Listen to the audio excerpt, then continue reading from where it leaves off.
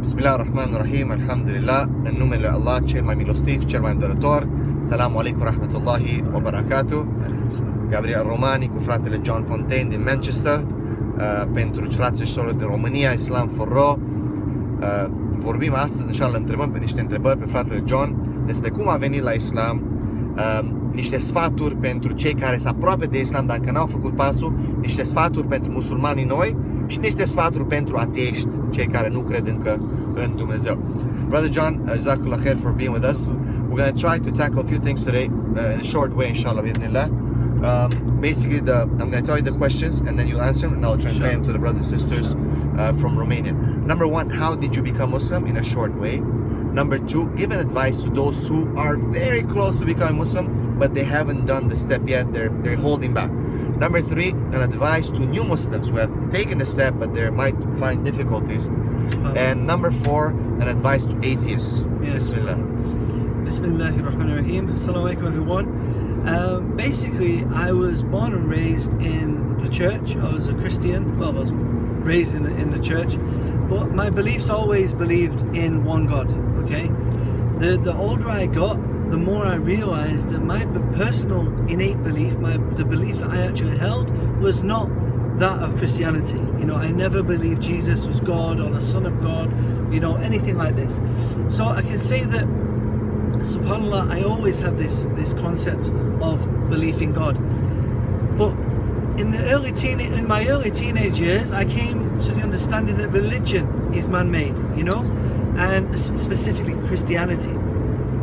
Because it doesn't fit with what I believe, it doesn't fit with my innate belief.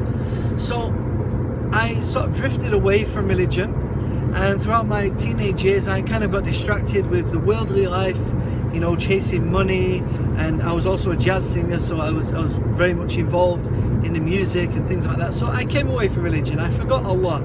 Okay? It wasn't until later in my teenage years, after doing much traveling throughout the world, that I came into contact with Muslims. And they presented their faith, they presented their belief and the Quran, and I started to sincerely look into the Quran.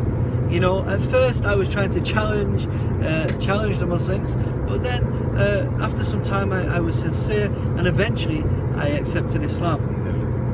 Subhanallah. So, subhanallah, for people who are actually looking into Islam, we don't expect you to, you know, that this happens overnight, you know, subhanallah. You know, this is something that you will be looking into, you know, and the main thing I can say is just be sincere.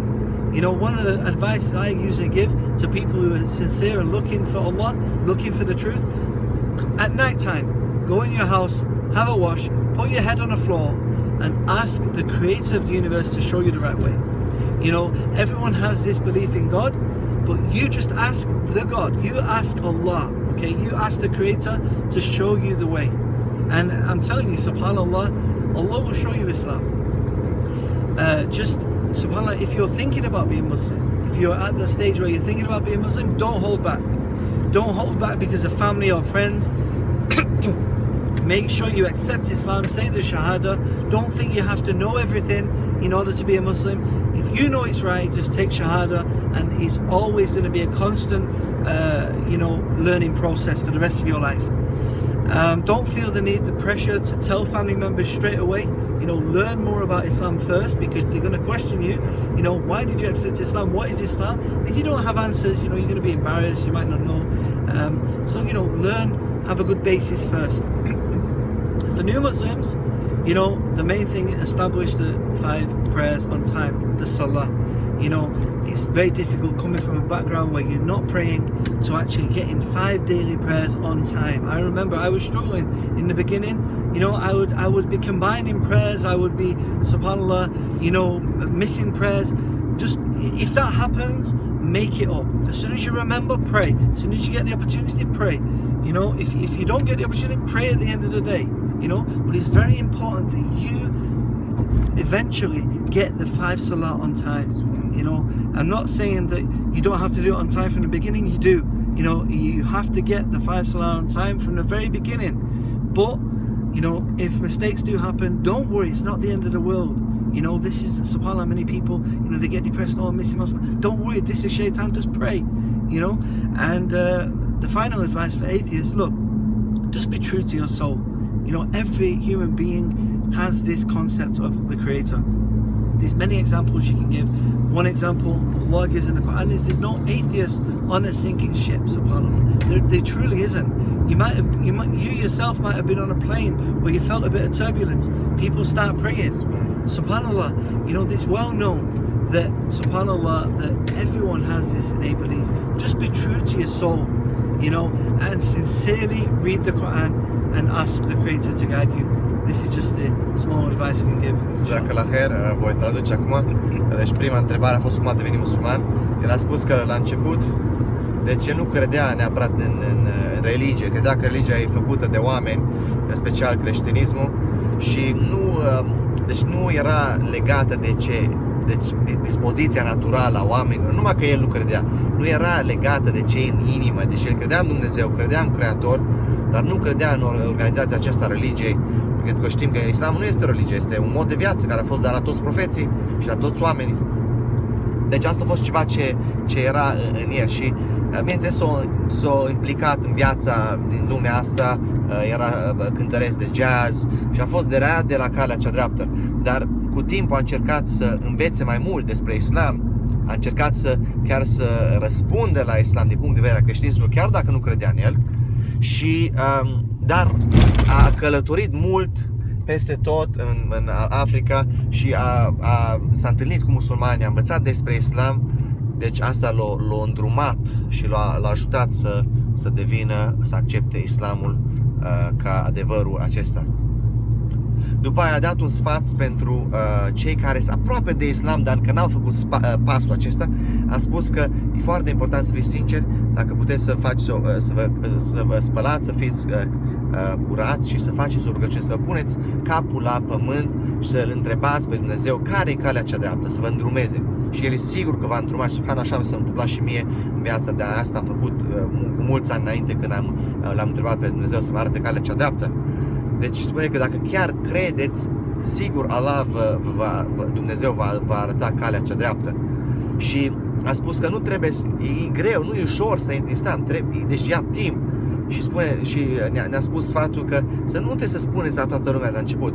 Luați pas cu pas și fiți cu înțelepciune și trebuie să știți despre Islam, pentru că oamenii, familia vă vor întreba aceste întrebări. De ce ați făcut acest pas? Trebuie să știți să răspundeți, trebuie să știți să invitați pe ei la Islam. Și câteodată mi-a spus și înainte un sfat frumos că nu trebuie să spui la toată lumea de la început, dacă asta e ceva ce vă oprește, înțelegeți? Bun. Următorul sfat este pentru cei musulmani noi, frații și sorile care au devenit musulmani, au acceptat Islamul, este cu rugăciunea, salat. Trebuie să vă concentrați pe rugăciune, să învățați rugăciunea.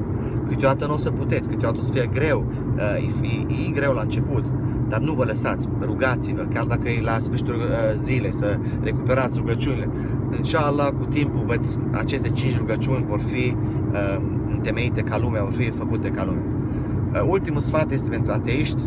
A spus să fiți sinceri cu dumneavoastră. Adică în natural, omul crede în Dumnezeu. Au spus exemplu din Coran că nu este o corabie care se scufundă, care să fie ateiști pe ea. Deci când ați văzut și în dumneavoastră, dacă ați zburat cu avion când este turbulență, toți oamenii își amintesc Dumnezeu când este turbulență, încep să se roage, să se sperie. Pentru că Sfânta e înăuntru adânc, dar din păcate oamenii sunt aroganți și nu lasă acest lucru să vină afară. Deci a spus să vă gândiți cu o modalitate rațională că Dumnezeu există și trebuie să fiți sinceri. Și mi-a mai spus înainte ceva frumos despre, dacă vă uitați la creația aceasta de Dumnezeu, adică nu poate să spune ceva că acest lucru s-a făcut numai așa din natură sau ceva. Deci e imposibil. Trebuie să fiți sinceri, trebuie să căutați adevărul și numai dacă ați avut de voi dumneavoastră experiență cu religiile și asta nu înseamnă că Islamul este la fel, este ilogic să spuneți așa ceva. Cred că am cuprins cât de mult a tradus și ce mi-a spus el și dinainte, că am vorbit noi înainte, bineînțeles, de video ăsta. Astea au fost sfaturile lui. John, how long you been a Muslim for? De câți ani ești musulman?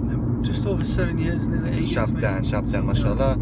John este parte dintr-un program dawa care se concentrează pe Africa, Sierra Leone, Gambia, Yeah. Senegal. Yeah. Are how many schools you guys established? We were working with 65 schools. 65 de școli în Sierra Leone. Alhamdulillah, dacă vreți să vedeți Jon Fountaine pe Facebook, să-l adăugați și să suportați acest proiect, inshallah, pentru școlile astea în Africa, pentru frații și sorele noastre. Jazakumullah khair, thank you so much, brother. Assalamu alaikum wa rahmatullahi wa barakatuh. Îi mulțumim dumneavoastră, frații și sorelor, și îl invităm pe fratele Jon să ne viziteze, inshallah, în România. Jazakumullah khair. Assalamu alaikum wa rahmatullahi wa barakatuh.